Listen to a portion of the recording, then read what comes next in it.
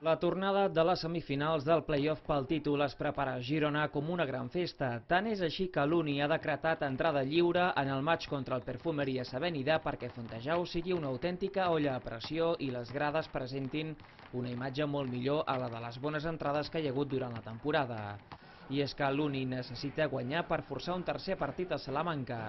Tant és el suport que necessita de l'afició que a banda d'entrada de franc, el club sortejarà diferents obsequis, dels quals destaquen pilotes signades per la plantilla, samarretes de l'MVP Robinson, així com fotografiar-se amb una plantilla que ha fet història en el bàsquet femení de la demarcació.